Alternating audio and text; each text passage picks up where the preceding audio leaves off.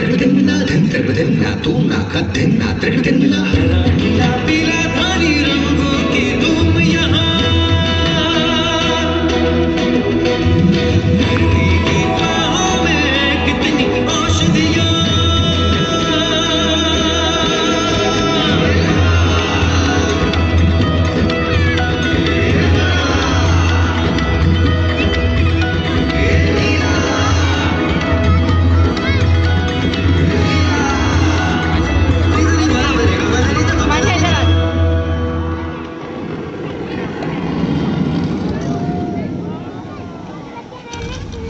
अभी फिनिश नहीं हुआ। सालों पहले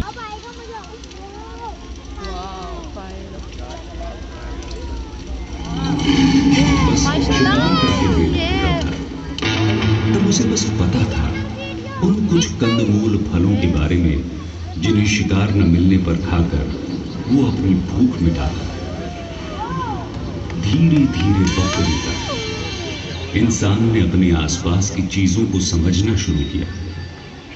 उसे समझ में आने लगा कि ये कंदमूल वनस्पतियां सिर्फ पेट की भूख नहीं मिटाती, उसके दर्द का इलाज भी करती हैं।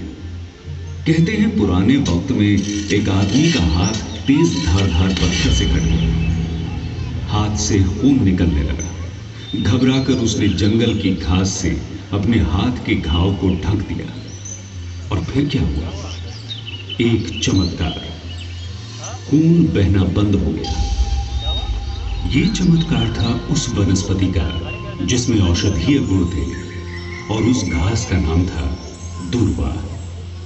इंसान को समझ में आने लगा उसकी कई तरह की परेशानियों का हल इन औषधियों में छुपा हुआ था। और फिर कुछ इंसानों ने अपना पूरा जीवन इस ज्ञान की खोज में बिता दिया। इनको ऋषि योगी या वैद्य के नाम से जाना गया। वो पहले डॉक्टर जो अपने आसपास की चीजों से इंसान को निरोग कर देते थे।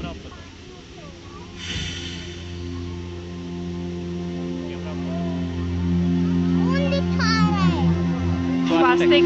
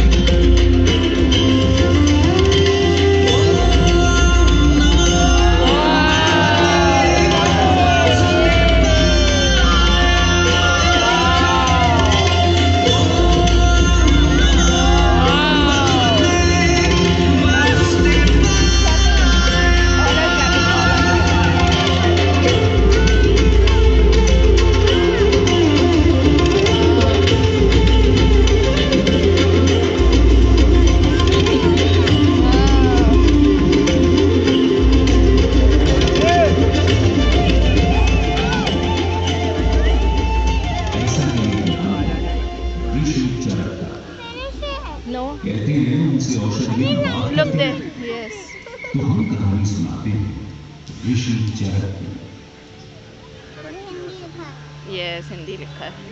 सुबह का वक्त था। ऋषि चरक अपने आंगन में लगे सूरजमुखी के फूल को निहार रहे थे।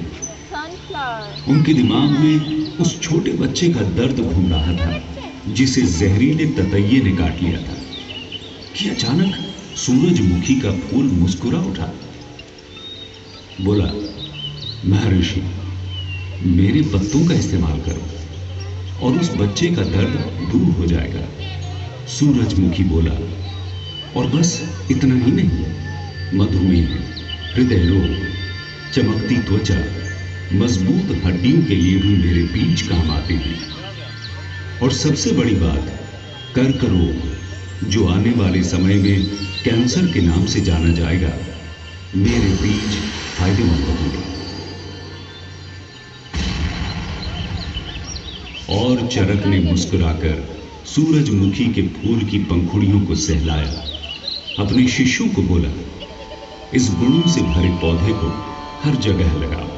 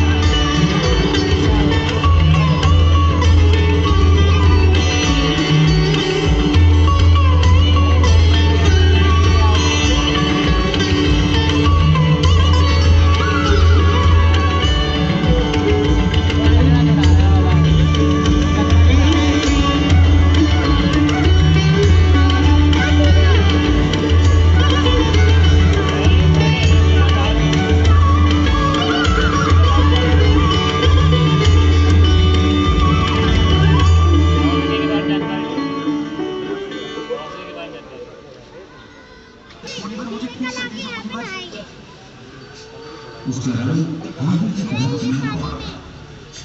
ऋषि को पता था ये पीलिए की बीमारी है, लेकिन इलाज नहीं कर पाता। उसके लिए वो औषधि खोजने लगा। थक के एक पुराने कुएं के पास बैठ गए, जिसके किनारे पीपल का पेड़ था। People tree. ठंडी हवा से ऋषि की आंख लग गई और सपने में एक सुंदर बच्चा उनकी गोद में आ बैठा। बोला, ऋषि, मैं पीपल का पेड़ हूं। पता है, मेरे नए पत्तों को मिश्री में मिलाकर शरबत पीने से पांडु रोग या पीलिया में फायदा होगा। यही नहीं, सांस के रोगों में भी मेरी छाल का चूर्ण लाभदायक होता है। और मेरे पत्ते और छाल त्वचा के रंग को चमकदार बनाकर चेहरे की झुर्रियां भी मिटा देते हैं। और ऋषि का चेहरा मुस्कुराहट से खिल उठा। उनकी आंखें खुल गई। उन्हें पीपल के कमाल के गुणों का पता चल गया था। ऋषि अपने आश्रम की तरफ बढ़ चले।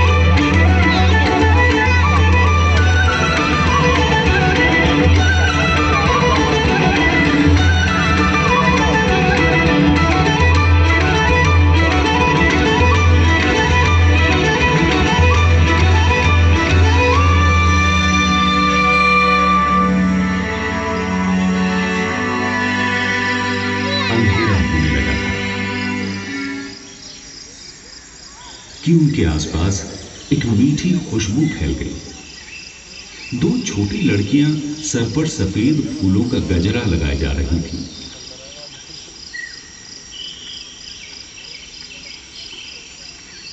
उन फूलों से आ रही खुशबू सांस और दिमाग को तरोताजा कर रही थी। ऋषि ने उन लड़कियों को आवाज लगाई, पूछा, बेटे, ये फूल कौन से हैं और कहाँ होते हैं? लड़कियां बोली, हमारी दादी ने फूलों की क्यारियां लगाई हैं। ऋषि बोले, क्या मैं तुम्हारी दादी से मिल सकता हूं? लड़कियां ऋषि को अपने घर ले गईं।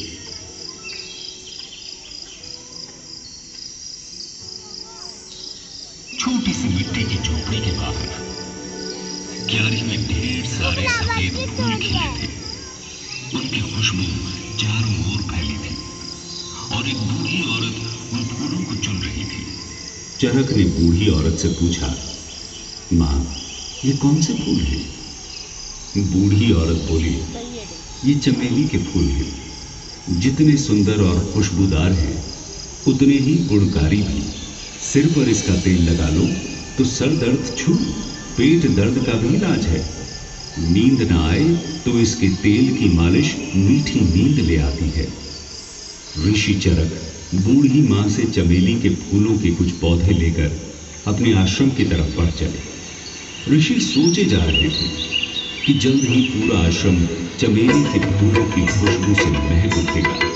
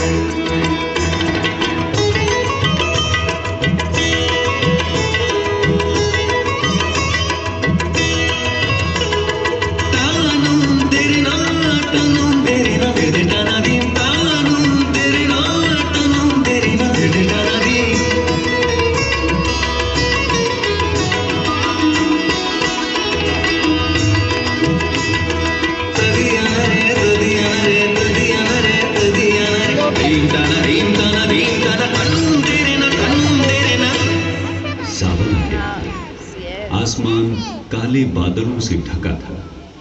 हल्की हल्की बारिश हो रही थी।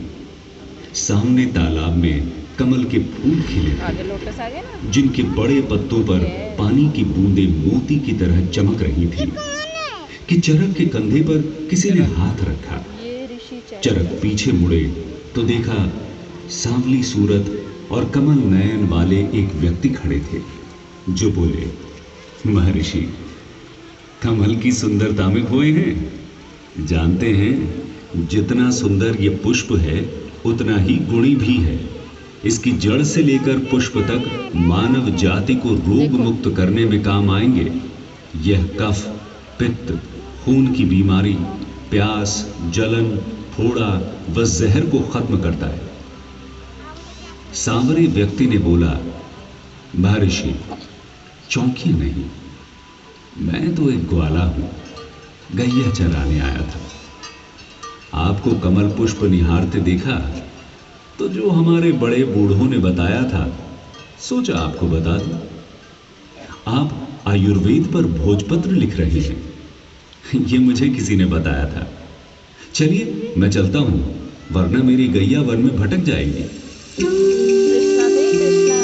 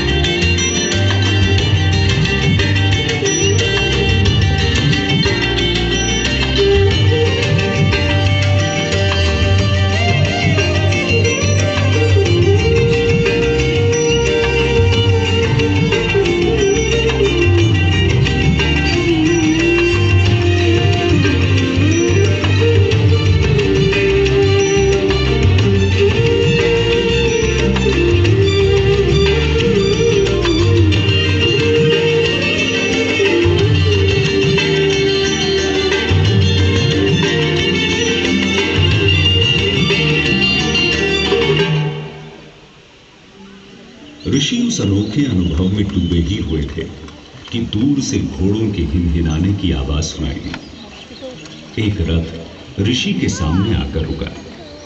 रथ का पिछला हिस्सा लाल फूलों से भरा हुआ था। सारथी रथ से उतरा और हाथ जोड़कर ऋषि चरक से बोला, महर्षि, ये पुष्प हिमालय की ऊंची पहाड़ियों में होते हैं।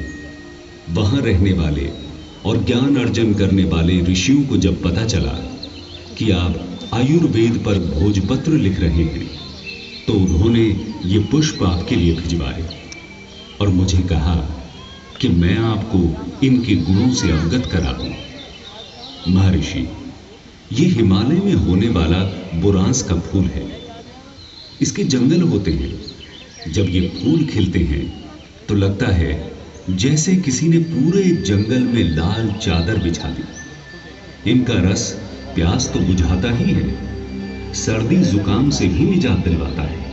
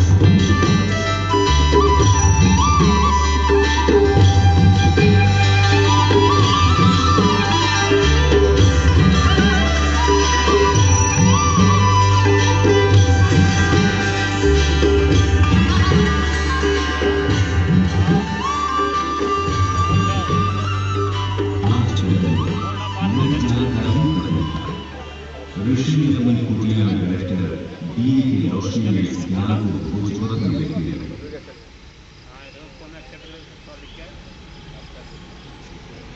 अगले दिन सुबह उन्हें दक्षिण भारत की तरफ जाना था।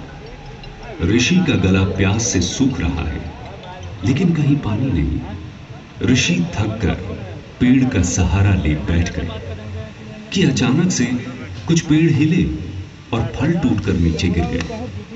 चरक ने फल को उठाया, सख्त फल हिलाकर देखा, तभी एक आवाज सुनाई दी, रुकिए, मुझे दीजिए, शायद आप प्यासे हैं। एक सांवला सा आदमी खड़ा था। अपने चाकू से उसने फल का ऊपरी हिस्सा काटा और फल चरक को दिया। बोला, पी जाइए। और एक घूंट पीते ही ऋषि को लगा कि जैसे उन्होंने अमृत पी लिया है। बोले, भाई, क्या ये अमृत फल है? सांवला व्यक्ति बोला, हाँ महर्षि, ये अमृत फल ही है। हम इसे नारियल कहते हैं। इसका पानी आपके शरीर में पानी की कमी नहीं होने देता। आप रोज पिएंगे तो कर्क रोग से भी बचे रहेंगे।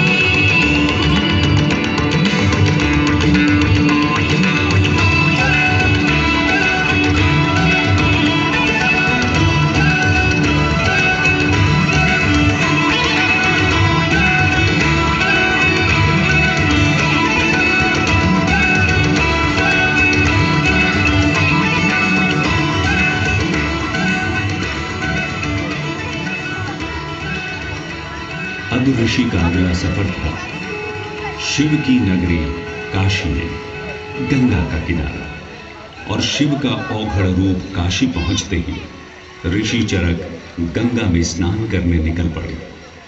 गंगा के किनारे बसे आश्रम में भोजन की व्यवस्था है।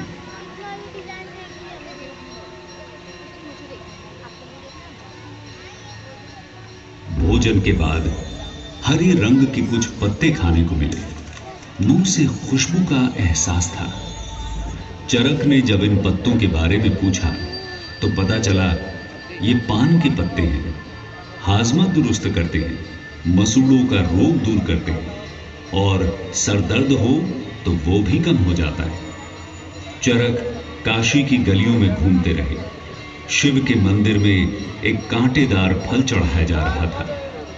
चरक ने उसे उठाया और देखने लगे तो एक औघड़ साधु बोला, धतूरा है, महाराज शिव को प्रिय है।